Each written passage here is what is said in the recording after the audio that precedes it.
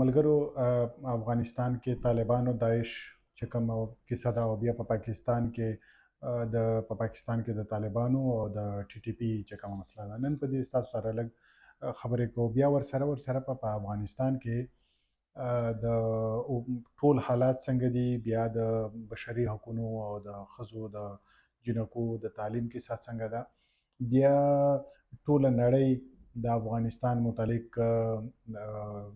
څنګه یې لګیا ده او څنګه یې ګیم کوي، په دې باندې لږ خبرې به وکړو. بیا دلته عمران خان د برطانیې یو چینل دی، چینل 4 نیوز، هغه سره په انټرویو کې د طالبانو او د بشري حقوقو د جنکو تعلیم متعلق څه خبرې کړي، دا به تاسو ته وایم. اول راځو دا وګورو چې په دنیا کې چې په کوم ځای کې هم کنفلیکټ شوي دي، چېرته هم جنګونه شوي دي یا داسې وسلوال ډلې موجودې دي یا موجودې وي، د دې چې کله هغه خلکو تجزیه وکړله، وګرځېدل، سروې وکړله، نو دا داسې ورته معلومه شوله چې یو خو داسې سټریټجي وساتي، داسې یو طریقه کار جوړ کړي چې په هغه کې د کوم وسلوال ډله وي موجوده وي، په دې کې خلک د دې نه تنګ شي. چې کله تنګ شي دوی ته یو د دوی د ظلم نه تنګ شي، نو بیا دوی په خپله یو داسې ګروپ شروع کړي راوباسي چې هغه ظلم شروع کړي، ډېر زیات، په دوی نه هم زیات، نو بیا د دوی ظلم پې کم شي. نو خلک وایي چې دا نور خو پې ښه وو په دې اوسني نه، دا چې اوس نوی راغلی ګروپ دی په دې نه دا تیر ګروپ ښه وو. نو دغه یو دا سټریټجي ده. بل دا چې څوک یې چلوي یا څوک یې سپورټ کوي، څوک فایدې ترې اخلي، هغه هم د ګروپونو نه، د نویو ګروپونو نه دا فایدې اخلي چې هغه زوړ ګروپ لږ پې خلکو ته قبول شي، لږ پې ورته اکسپټیبل شي. دا اکثر دغه یو سټریټجي ده چې دا روانه وي. تاسو وګورئ دلته که د پاکستان نه شروع کړو، پاکستان کې طالبان دي خلکو ته د پتې اخلي، دنې ټول نظام یې خراب کړی دی، د دوی د وجې نه عمومي چې کومه فضا جوړه شوې ده، ډېره د ستونزې فضا ده، ساه پکې بندېږي. مثلا تعلیم، کاروبار، د طالبانو په موجودګي کې دا که د کوم ځای طالبان وي که نه، مطلب که طالبان خو د یو ځای نه وي، طالبان خو بس چې څوک کوي هغه څوک یې جوړوي هغه دی، مطلب موږ د پاکستان په ساینس کې چې وایي پاکستان کې، نو بیا د فایدې ترې اخیستل کېږي د ریاست نه. دا خبره صرف موږ نه کوو، دا اوس دا خو ډېره ښکاره شوه. پخوا به موږ کوله که نه چې طالبان پاکستان استعمالوي یا جوړ کړي دي یا سپورټ کوي، دا اوس موږ نه کوو. ټولو جرنیلانو کتابونه ولیکل چې څومره ریټایر شوي وو، ټولو کتابونه ولیکل او وویل چې، او مشرف چې وویل چې دا موږ کړي دي، بیا حمید ګل وویل پلانې، مطلب اوس په دې باندې بحث هم نه کوو موږ، دا ټولو ته ښکاره ده. خو چې زه صرف دا مو وایم چې کله څوک فایده ترې اخلي د دې ګروپونو نه، دا بیا داسې وکړي چې کله د دوی سپورټ کم شي، سپورټ بیس یې کم شي، د دوی د مدد مرسته کمه شي په خلکو کې، خلک تنګ شي، د ظاهره خبره د تنګولو کار دی، تنګولو شی دی، خو تنګېږي به خلک. نو بیا څه وکړي چې بل ګروپ داسې جوړ کړي چې خلک ډېر یروونکي وي، چې خلک بیا ډېر دنې ویریږي، تنګ شي، دنې ظلمونه وکړي، په دې تیر نه زیات ظلمونه وکړي. نو اتیر چې کم ګروپ یا موجوده کم ګروپ وي اول نه چې موجود وي، دا ګروپ بیا خلکو ته لږ پې قبول شي. اوس په دې کې دلته د طالبانو د ټي ټي پي په کیسه کې داسې وشول، بیا یو پوره فیز و چې په یو ځای کې لکه په خیبر کې یا په اورکزۍ کې یا په بل ځای کې یو ګروپ به و، طالبانو ګروپ به و، ټي ټي پي به و، یا هلته یو نوم ورکړی یو ګروپ به و. نو دا ګروپ بیا راپاڅېده، دلته بیا جماعت الاحرار جوړ کړه. جماعت الاحرار به تر ټولو نه زیات ستونزه جوړوله، زیات خلک په تکلیف کول. نو انور خلک انور ګروپونه به بیا خلکو ته لږ قابل قبول شول. خو اوس په افغانستان کې هم داسې کیم دی. دا خو مې تاسو ته وویل چې د زوړ ګروپ د نوی ګروپ کې فایده کې ورته پرېوځي. په دغه شانته د افغانستان کې چې د کومو طالبانو اوس قبضه کړې په افغانستان، دې طالبانو دا داعش دوی ته ډېر په فایده کې پرېوځي. داعش دوی ته دغه سپورټ هم ورکوي. داعش دوی ته د حکمرانۍ د لا اینډ آرډر قایم ساتلو، د خلکو چې چاته نظر وي چېرته په یو ځای کې قابض ګروپ وي، نو خلک بیا د دوی په ذهن کې هسې هم یا دا یو فطري خبره ده، دوی په ذهن کې راځي چې کم از کم دا به زموږ ذمہدار هم دی، چې په موږ حکومت کوي زموږ ذمہوار هم دی. نو دا ذمہواري کې په دې کې بیا خلک د دوی طرف ته ګوري. نو اوس چې دلته څومره لا اینډ آرډر خرابېږي، دلته به د طالبانو د ډیفیکټو چې کوم حیثیت دی، یا مطلب قابض چې کوم حیثیت دی، دا به ورو ورو خلکو ته داسې قبولیږي چې مطلب دا خو دوی ته تکلیف دی.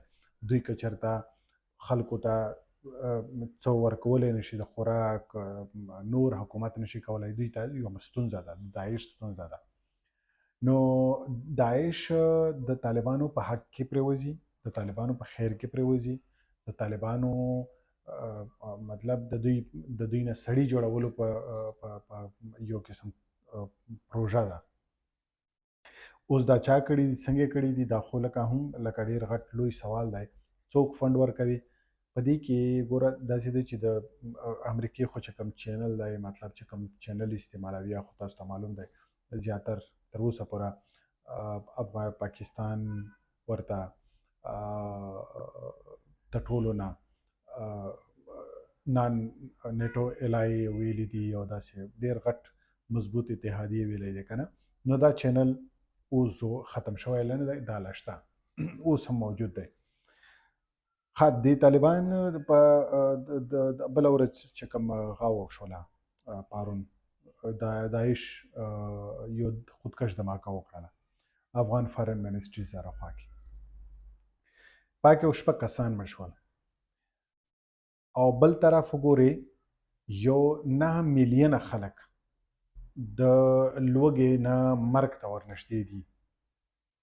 نو دا 9 میلیونه خلک چې په افغانستان کې په دومره بد حال کې دي، یا په افغانستان کې د اوسه پوره تقریبا د یو تقریبا 2 میاشتې خبره یا 1 میاشت خبره ده، 100 کسانو ته کوړې باندې ووهل په بهر ته په سټیډیم کې مختلف ځایونو کې که نه، یو سټیډیم به یو ګراوند به په هغه کې به خلک راټول کړل، په کوړې به خلک وهل.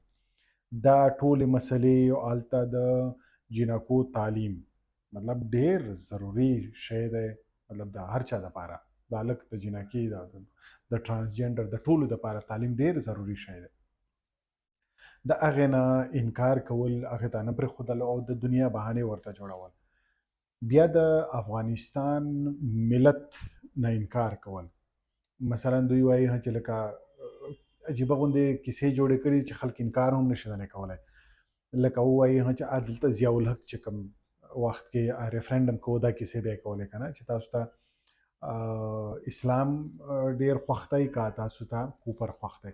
اسلام مطلب ضیاء الحق او دا نورې کیسې، هغه شان ته دوی هم داسې دا غا جوړوي، سټیټمنټ خوروي، وایي چې مونږ ته د افغان نیشنل انټرست نه زیات مونږ ته مذهب ډېر مطلب غوره دی. مونږ به اول د مذهب خیال ساتو، د شریعت خیال به ساتو، اول به شریعت په بره بوځو، بیا به افغان ملت ځي یا افغان نښې.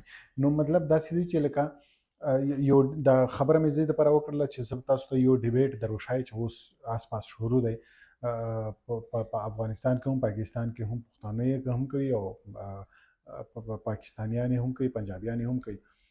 ډیبیټ داسې دی لکه پښتانه وایي چې د افغان طالبان چې خیر هغه ډیبیټ بس تاسو وایي، خو اول دا خبره درته پوره کومه چې اوس دغه چې کومه کیسه ده چې د هلته څومره زیات تکلیف دی، څومره زیات ستونزه ده، څومره زیات لاقانونیت دی، چېرته قانون نه ښکاري، حکومت نه ښکاري، او بیا ټولې دنیا د داعش د یوه حمله چې ده دا یې دومره پورته راوچته کړله چې مطلب په سلونو ټول تقریبا ټوله دنیا په دې باندې خبرې وکړلې، او بیا دا ډیبیټ هم په شروع شو چې افغانستان کې طالبان په رسمیت پیژندل پکار دي، ځکه چې دلته دوی به دا وکړي، بیا دا وکړي، مسلمان شول که نه، اوس څه ورته وایي دې ته ویکټم شول. دوی متاثرین کې شول. افغانستان کې طالبان اوس متاثرین کې شو داعش د یو حمله د په وجه سره. او د طالبان چې دومره زیات تکلیف خور کړي، دومره زیات ظلم کوي په افغانستان کې د افغان ملت سره، افغان خلکو سره، دا چرته دومره مسله نه ده د دوی په نظر کې. اوس ما تاسو ته وایي چې دا ډیبیټ چې کوم شروع دی په دې کې اخد دا اوس غاوي عمران خان چې یو تپوس یې دنه وکړ چې په افغانستان کې د ښځو تعلیم متعلق ته موږ ووایه ته څه وایې په کار ده که نه په کار. ده ورته چې ګوره د خپل چې کوم سټایل دی که نه خبره چې ورته وکړي به جواب بل ورته وکړي. وایي چې ګوره داسې ده چې اول خو به دنیا طالبان په رسمیت پیژني، بیا به د دوی نه د بشري حقونو تپوس کوي. په یو کې خېټیک ورته وایي ځکه چې دنیا سه د دروغو د بشري حقونو غوښتنه کوي او طالبان بیا په افغانستان باندې قابض کړل، په دې کې مدد وکړ. نو دا خو د دنیا خو دروغ شته، خو لکه د ده وګوره سمپل جواب یې دا دی چې او زه وایم چې د ښځې تعلیم، د سړیو تعلیم، د ټولو خلکو تعلیم، د ترانسجنډر تعلیم، د هجرا تعلیم په ټوله دنیا کې په هر ځای کې په هر وخت کې باید ورکول پکار دي. بیا د نور چې څه خبرې پې کولای بیا به موږ ویلی چې دا اوس د افغانستان د خلکو یا د عمومي په دنیا کې څومره خلک دي د دې خلکو ملګری دی، نه کر دی د طالبانو ملګری دی. ځکه چې طالبان خو تاسو ته وایي چې د څنګه څوک استعمالوي د کوم مقصد لپاره استعمالوي. نو عمران خان اوس هم په دې خبره ولاړ دی چې افغانستان که امریکا پاتې کېږي، افغانیان که امریکا پاتې کېږي، افغان که امریکا پاتې کېږي، طالبان به خلک مانی او طالبان سره به مونږ مرستې هم کوو او طالبان به هم نور زورور کوو. خو اوس دغه ډیبیټ چې کوم ما تاسو ته وایي چې ډیبیټ داسې ده چې دوی وایي چې په افغانستان کې چې کوم طالبان دي دا ډېر په بد حال کې دي، دوی اوس بدل شوي دي، مطلب د امریکې د لاس نه وتلي دي. نو ځکه امریکې داعش د پاسه پې راوست، ځکه امریکا غواړي چې طالبان ته اوس مسلې جوړې شي د داعش په ذریعه سره. او ما تاسو ته اول کیسه وکړه چې داعش بالکل مسله نه ده طالبانو ته، بلکې د طالبانو په خیر تمامېږي. او که امریکا غواړي داعش مطلب سپورټ کوي نو ظاهره خبره ده د طالبانو د مضبوطولو دپاره کوي. نو اوس دا په دې بیا پښتانه څه وایي چې چونکې طالبان د امریکې نه لرې شول، د امریکې ګوډاګي اوس نه دي، د پاکستان ګوډاګي نه دي، دا اوس د افغان ملت خبره به کوي، د افغانیت خبره به کوي، دا به موږ د پښتنو خبره به کوي. دا به اوس داسې وشي چې موږ به د خپل د پښتنو د افغان د مقصد دپاره استعمال کړو، لکه د دوی سره به اتحاد وکړو د افغان ملت او د افغانانو د ښېګړو دپاره، د افغانستان د ښېګړې دپاره. نو دا به داسې وشي چې لکه دا موږ مرسته هم وکړو، اتحاد به مو ورسره وکړو، د دوی دپاره به پروپاګنډه وکړو، د دوی دپاره به په دنیا کې ځای پیدا کړو چې خلک یې وماني، په رسمیت یې وماني، موږ یې ومانو، او بیا به موږ د قوم په حیثیت مطلب پښتانه چې دلته کوزه پښتونخوا کې دي دا به ورسره ملګري هم شي، مرستې به هم ورکوي. ظاهره خبره ده هر قسم ډېره مختلف قسم مرسته کېدای شي، او صرف یې چې په رسمیت وپېژنې، صرف یې چې تسلیم کړي، نو دام ډېره لویه مرسته ده. نو دا اوس ما تاسو ته وایي چې د پاسه مې ټوله خبره بیان کړه، د دې خلکو دغه جواب دی چې داعش د امریکې پروجیکټ دی او خو دا په پروجیکټ باندې د طالبانو پروجیکټ په مخ ته بیایي، طالبان نور مضبوطوي د خپل مقصد لپاره. طالبان د امریکې نه لرې شوي بالکل نه دي. بله خبره دا ده چې دوی وایي چې که چېرته موږ مرسته ورسره وکړو، کم از کم په افغانستان کې به افغانیانو ته، افغان ملت ته، افغان خلکو ته لږ تکلیف پې کم شي. لکه دوی اوس خو وحشت کوي طالبان، خو که چېرته دوی ومنل شي په رسمیت باندې، چېرته دوی ته ډالرې ورکړې شي، چېرته دلته روپۍ ورکړې شي، نو بیا به دوی د خونخاري د وحشت نه دی دا به په دوی کې کم شي. نو تاسو سوچ وکئ چې د ډالرو سره د جنکو تعلیم، د بشري حقونو څه څه تړون دی؟ مطلب څه داس خبره ده چې طالبان دا په دنیا دومره پریشرایز کوي د جنکو په تعلیم باندې چې دنیا به ډالر ورکړي.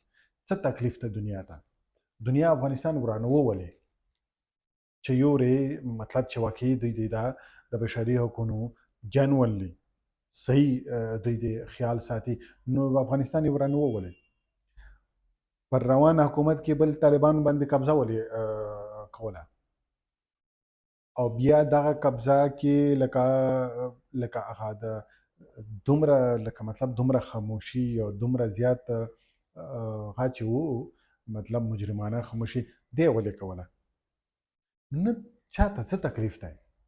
نو اوس افغانستان کې طالبان خو زه د خپل ملګرو ته وایم چې که چېرته افغانستان د طالبانو خلاف دي، د امریکې خلاف دي، نو هلته د افغانیان ځان سره ملګري، افغانستان خلک د ځان سره ملګري دي، هلته د یو فضا جوړه کړي. هلته ته وګوره مطلب استاز هغه نه دی، محفوظ نه دی چې کوم په تېر حکومت کې چا هم څه هم دنده لرله، څه هم نوکري یې کوله، څه هم وظیفه یې وه، دا ټول په تکلیف دي. هېڅوک هم محفوظ نه دی. بیا چې چا هلته په افغانستان فوج کې کار کړی و، نوکري یې کړی و، فوجیان و، هغه خو لکه بالکل محفوظ نه دي. ډېرې خبرې راغلې، ډېر ریپورټونه راغلل. خو اوس یو خو دغه اسپیکټ و چې ما تاسو ته ویل. بل یو په افغانستان کې د اوس څو ورځې مخته شپږ تاریخ چېرته په کابل کې ښځې راوتلې وې او بیا یې پروټیسټ وکړ. بیا طالبانو وهلې هم وي، هغه ویډیو شته د افغانستان کې جرنالستانو سره شته، وهلې هم وي او بیا یو څو ښځې شپږ وې که څو ښځې نیولې هم وې مطلب په هغه پروټیسټ په وخت کې. نو دا کې بیا ښځې وخت په وخت راپاسي په افغانستان کې. خو لکه عجیبه غوندې خبره ده، هلته په افغانستان کې دومره زیات سړي دي چې دا سړي لکه دنیا نړولو دعوې کوي. نو دا بیا د ښځې سره لکه په ښځو باندې دوه ډنډې لګي، دوه ګزار کېږي، خو یوه ډنډه ته هم وخوره راوځه.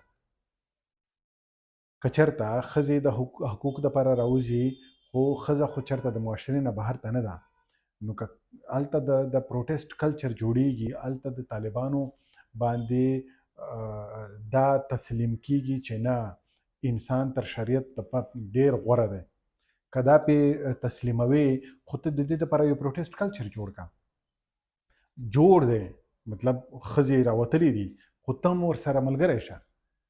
او سړي دومره زیات رټ بې حسه شوي دي، دومره زیات بې خونده شوي دي چې دوی لکه د مرګ نه او د اوس خو د مرګ کیسې هم دومره نه دي، مرګ خو د دوی ټارګېټډ مرګ دی، هغه کوي په افغانستان کې. خو د پروټیسټ کې خو به بالکل په چا ګولۍ ونه چلوي. دا دوی په دې پوهېږي چې دا حالات څه دي. وهل ټکول به وي، وهل ټکول په کم پروټیسټ کې نه وي. د عمران خان غوندې د دروغو په پروټیسټ کې هم وهل ټکول وي، ته خو نور پرېږده. دلته یو رانه سنولا دی او هلته یو عمران خان دی، نو دا بس په خپل منځ کې یو څو کسان وهي او وهل ټکول خو دلته هم وي، په دې ډرامې کې هم وي. هلته په جنون پروټیسټ کې به ولې نه وي؟ نو کم از کم اوس خو داسې پکار ده، بالکل اوس په دې نن ورځ نه دا شروع کول پکار دي چې په هر ځای کې ځای په ځای لرې لرې ځای کې په ټول افغانستان کې طالبان نه واک رسي او نه رسېدی شي.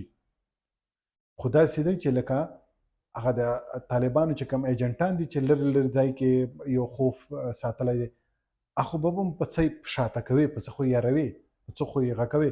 پروټیسټ نان وایلنټ پیسفول، پیس ټکی هم د نه لرې کوي، لکه نان وایلنټ پروټیسټ ولې نشو کولی؟ دا پروټیسټ ولې نشي زیاتېدلی؟ او په لرې لرې د کابل نه لرې لرې علاقو کې ولې نشي؟ دلته یو فضا جوړه شوې هم ده په افغانستان کې، مطلب خلک شته چې مطلب د تعلیم دپاره کار کوي، اکټیویسټ دي، اوس هم موجود دي. چې کوم خلک راوتلي دي خو راوتلي دي، هغه ته پکار ده چې دا فضول خبرې نه دي چې افغانستان کې طالبان یو حقیقت دی، دا اوس تسلیمول پکار دي. ځکه خو ته د دې حقیقت نه لرې پروت یې. بالکل نه دي تسلیمول پکار، بالکل نه دي منل پکار. که فرښتې هم ترې جوړې شي، قبضاګر فرښتې خو جوړېدای نه شي، خو که جوړې هم شي بیا یې هم نه منو. دا چې کوم بهر ته خلک دي دا د خلکو داسې مرسته کولی شي د بهر نه، او چې کوم هلته په افغانستان کې خلک دي هغه پروټیسټ د شروع کې او پروټیسټ کلچر دغه کې، نو بیا دا ټوله کیسه سمېدای شي که نه وي. ورځ په ورځ باندې به دا د دنیا هلته به داعش دماکه کوي، دلته به طالبان د خلکو د طالبان د وجې نه خلکو د لوږې مري، او بیا به چېرته بهر ته د امریکې او د بل چا په لاس مطلب چېرته څه لږ فنډ راځي، ډالر به راځي.